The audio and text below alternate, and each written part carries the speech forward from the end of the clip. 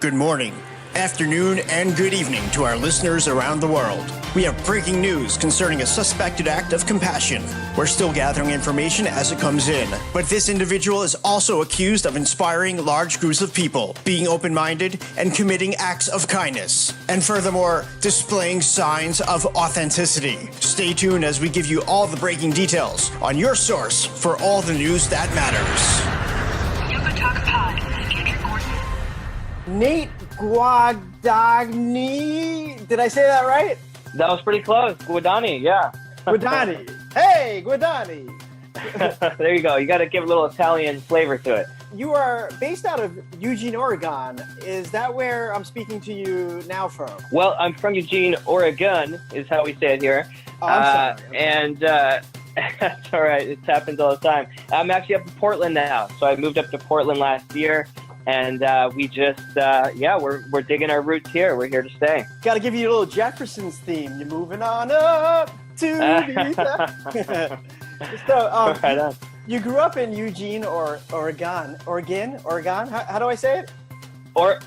Oregon. Oregon. Okay. What was it like growing up in Eugene? It's a pretty area, but it's much smaller than Portland per se. So how was life growing up there? What were you into? Yeah, Eugene is definitely like a pretty liberal bubble. It's got a lot of those down to earth values. People are into the environment and very progressive. And, we love being out in nature. If you ever watched the show Portlandia, that's kind of taking a dig at the new age, and certainly Eugene and Portland fall into that category. So it's kind of, if you want to see what it's about, check out Portlandia. It's a little more true than we like to admit. Okay, well, I haven't seen the show, although I did interview one time with a station in Portland. Where I'm going to throw out a name. You may or may not know it, but the Buckhead Show. So he was on the Top 40 in Portland, and I was going to be the morning show producer. And that was my one night experience in Portland. I remember going downtown. There was a Starbucks at like every 3 minutes or 3 seconds. Oh, yeah. And people were meditating downtown and playing hacky sack. And I was like, wow, this is interesting. I love it. It was cool. It was very hippie-esque and definitely everything that you're talking about. So I get it. Yeah, sounds about right. So as you move through your life into high school, what kind of student were you? Was everybody in your school that kind of person, or were there different cliques like every other high school in America? There were definitely some cliques, but I'd say like people in my high school got along pretty well. Like, I had friends in all the different kind of, cliques, and I think a lot of other people did too. Like there wasn't really a lot of animosity. I think people get along pretty well.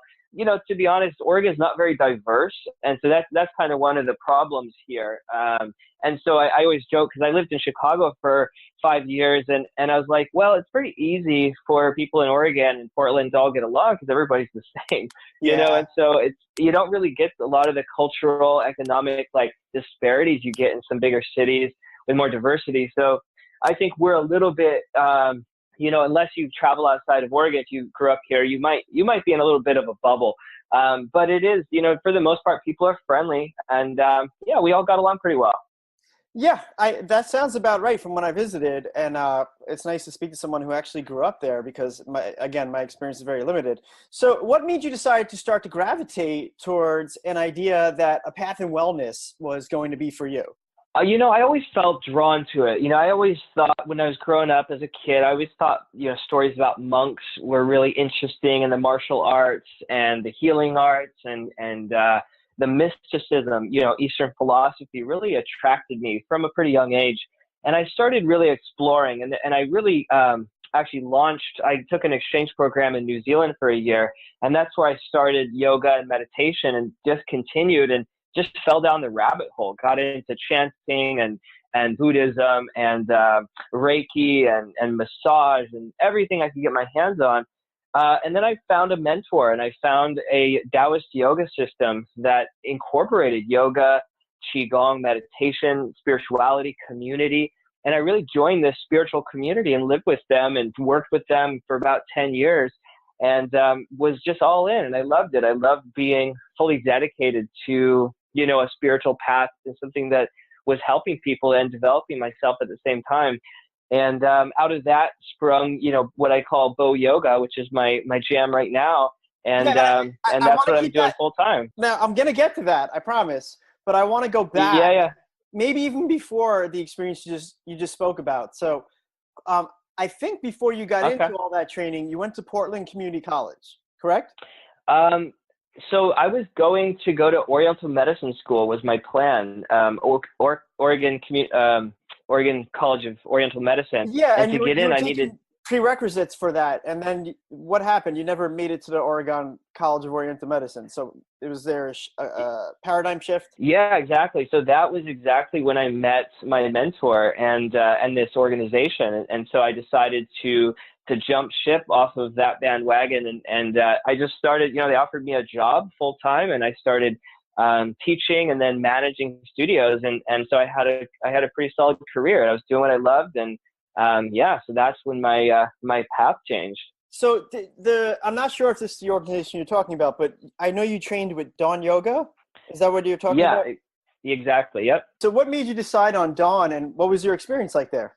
Yeah, well, basically, Don Yoga was really the mentor. Like I said, there was a teacher, Kumori, who really just blew me away. She met me when I was 19, and I met her, and I just, she was just so clear, and she really had this kind of amazing psychic ability. She could just read into me and see things and talk about things that just blew my mind.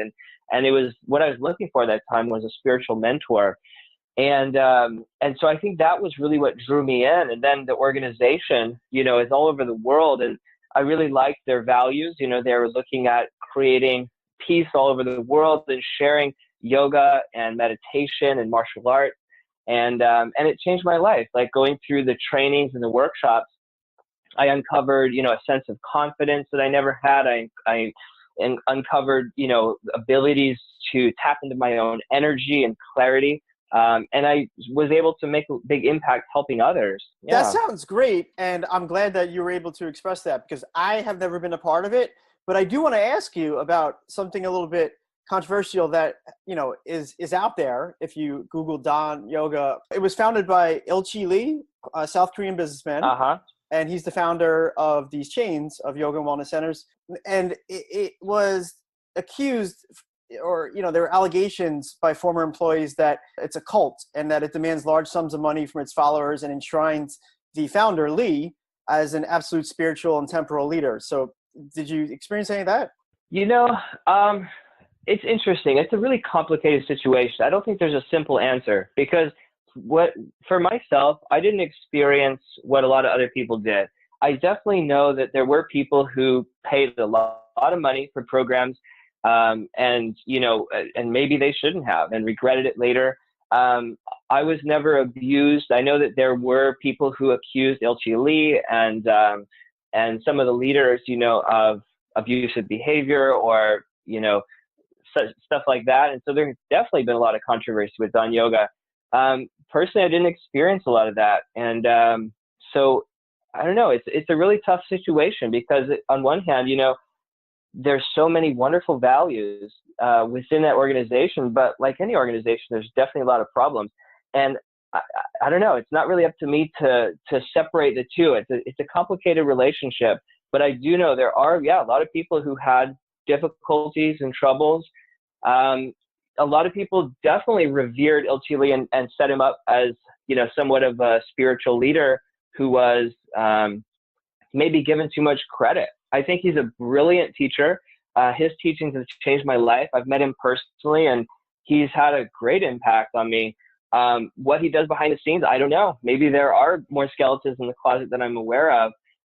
But I do think the majority of his intent is really good, although I don't think he's perfect, and I'm sure he's made tons of mistakes.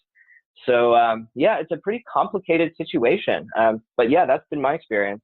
Yeah, and I appreciate that. I mean, I've never been able to ask anyone about Dawn Yoga. They have a chain back where I'm from, and when I was Uh-huh. searching for places to practice, that was one of them. The reason I chose not to go there had nothing to do with any of this, because actually it was before the allegations came out. So I knew nothing about any of this at that time. But as Yeah. I was researching you and that you were there, I was like, oh, okay, well, I definitely want to ask you about that for firsthand, what you experience. And, there's no blanket statement that could cover anything 100% in all fairness. Yeah. And, and all the allegations have been tossed out of court. There hasn't actually been any allegations that have stuck. Again, that doesn't mean nothing happened, but I do have to point that out, that there hasn't really been anything that stuck legally. Although you're right, there have been lots of problems, and where there's smoke, there's fire. Maybe there is a lot going on and it just hasn't panned out. But like I said, personally, I can just speak for myself. Yeah, of course. And maybe they couldn't hire as good of lawyers because of all the money he took from them. Well, well, here's the thing about the money. As I understand, he's the founder and he gets a percentage of what, like any founder might have some sort of commission coming out of the business, but he's not legally directly in charge of the organization. So that's another point that I just want to put out there. But does he profit off it? Yeah, for sure. But yeah, it's a really complicated situation. But yeah, And he's a businessman first and foremost, and there's always ways to funnel money into other entities that don't seemingly appear to be connected to you. Yeah, he's a businessman. I mean, business. Here's the other thing about business. I mean, I think business is business and spirituality are like what's that stuff that blows up? Like vinegar and baking soda. Sure. Anytime there's a spirituality and a business mixture, it's very volatile.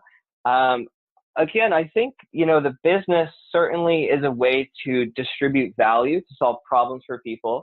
Sure. Although there are a lot of spiritual values that say, money is evil and you shouldn't have any and that. And I don't really believe that either. So I have nothing against a spiritual business or somebody making a lot of money in a spiritual business. I mean, that's what I'm doing, health, wellness, and spirituality.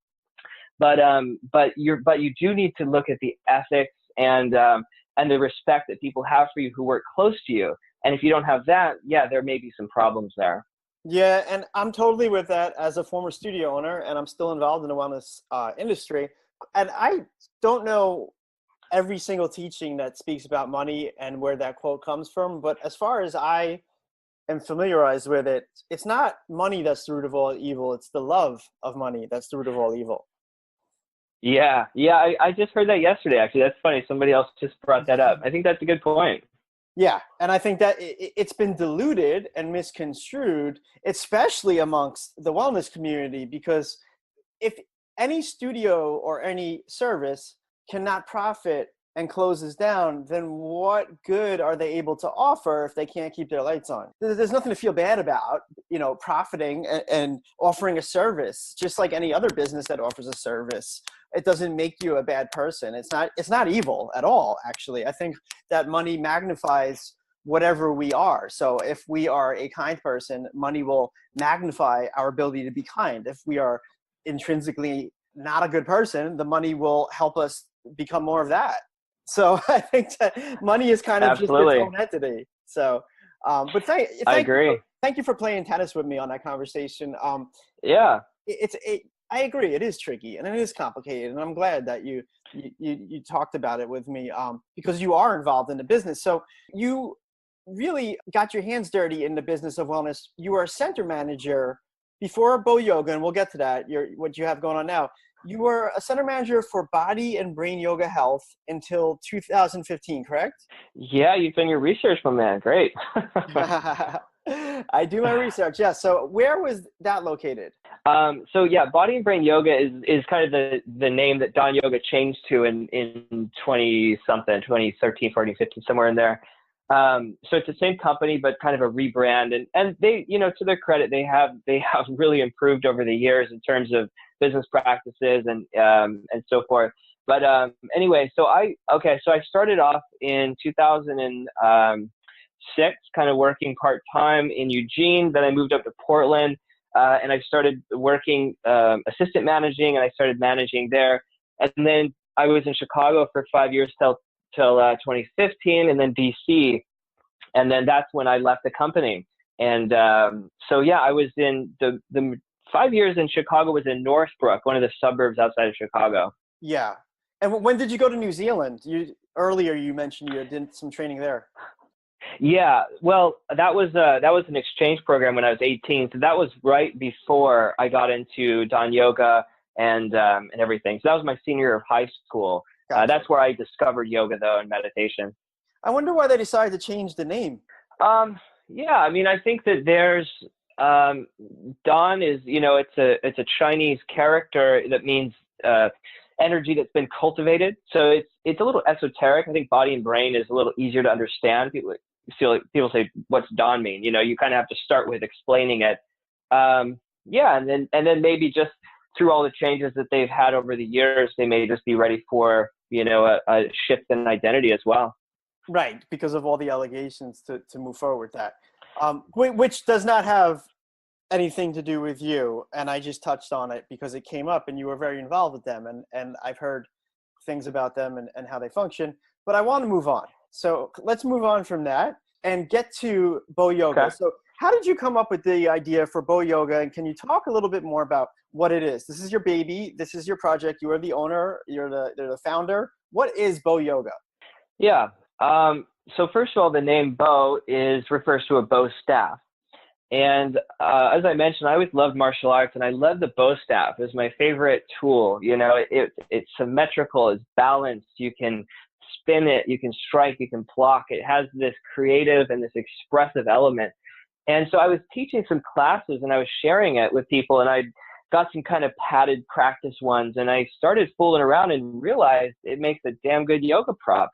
And so the way I teach, and a lot of it is influenced from the Don yoga system, kind of the Qi Gong elements, joint rotations, energy work. I always teach with a lot of joint rotations, whereas yoga is often quite linear. And the staff, the bow staff, really helps you rotate your joints, helps you open the body up. And then I found it really helps with balance, with alignment, with helping people get into poses with more stability and ease. And I personally love to work with the over 50 crowd. Like that's my crew. And once people pass 40, their balance starts to decline naturally. Right. By 50, people often have a lot of joint issues, a lot of pain, and they're not as interested in the crow pose and the headstand. I found they just want to feel healthy and happy. So I've tailored, a sequence of classes where I incorporate joint rotations. I use the balance bar, is what I now call it, because I've developed kind of a special staff that has everything I wanted. And then I incorporate the balance bar into yoga poses to make them more accessible. And then I also teach a little Qigong at the end of class. And I find people just love that. That's very cool. So can you talk a little bit more about the balance bar? Because the Bo Yoga you have a registered trademark. So is it really registered as a trademark, or you just hit the buttons on the Mac to make the symbol? No, I do actually have a trademark. What I have, so you can trademark a name. So all I have trademarked is the name Bo Yoga, right? But anybody can take a stick and start stretching with it. There's nothing, protected about that, nor would I want to. And so the balance bar. So what I basically realized, okay, a stick makes a really good yoga prop, right? You've got blocks, blankets, bolsters, and all that, but the staff really gives you this whole new dimension. So I said, okay, it needs to be light. It should have some padding. We need traction tips on the end so people don't slip. And it should be somewhat flexible. It should have some give to it, not just like a stick of wood. So I designed everything I wanted, and now I get them manufactured, and I import them and sell them on my website. And teachers are starting to buy, sets for their studio and students. And it's starting to take off. So I have the Bo Yoga story video on YouTube, and I'll put the link on. I'm just going to play a little clip. Flexible prop, which is used in all aspects of practice. It is used while stretching to improve alignment, leverage, and stability. And it's also used as a balancing tool for lower body exercises, making Bo Yoga safer, easier, and more effective than traditional methods. Don't spend another day envious of other people's bodies, energies, or lifestyle. Begin your journey today to the body, the energy, and life of your dreams, and look back on this moment as the turning point when you decided to change. Okay, so what I'm looking at, which we'll put the link up in the show notes, they're holding a weighted bar that you could find at any gym. So what's stopping anyone else from just picking up a bar and doing the same thing? Well, yeah, so that's the first thing people realize when they pick up the balance bar is it's actually not weighted. It's totally different than the ones at the gym. So those ones are heavy. They're used for aerobics, for like weightlifting. Yeah. The bar I have is 1 pound. It's very light. It's flexible. Like you can actually bend it a little bit. And like I said, it's got those traction tips. So if you just pick up a stick or broomstick or something like that, it really won't work. You'll kind of have to try it to see. So what's up next for you? Are you going to take steel garbage cans to make the ultimate body rollers? It's interesting because I think the balance bar still has a long way to go. Like I think I see it as being a standard prop in any studio, just like you have blocks and straps and bolsters now in every studio. I'd love to see the balance bar kind of create its own niche there. It doesn't have to be Bo Yoga. So Bo Yoga is kind of the way I teach. I like to incorporate joint rotations, Qi Gong, and a gentle system. But any yoga teacher could pick up the balance bar and apply it to their Ashtanga, their Vinyasa, their Hatha, their Kundalini, their own practice. And I think that's really exciting because every time yoga teachers pick it up, they always figure out something new to do with it. They figure out a new way to explain it based on their own training and their own awareness of what yoga is and why they teach it. All right, so we're going to include all this up in the show notes, but what's the main social media or links that you want to plug just here as we talk in case anyone's lazy and doesn't want to go to the show notes? Yeah, I think you can go to boyoga.com and I'm on Facebook. You can search for Bo Yoga Official and Instagram, Bo Yoga Official. And you can also email me, nate@boyoga.com. I'm happy to chat with anyone who has any questions. Nate, I love your hustle, and although I think it's a little bit funny, it's better than robbing people. So best of luck and keep it going. All right, keep it going. Appreciate it, Andrew. Thanks. Thanks, Nate. Bye-bye. Yoga Talk Pod with your host, Andrew Gordon.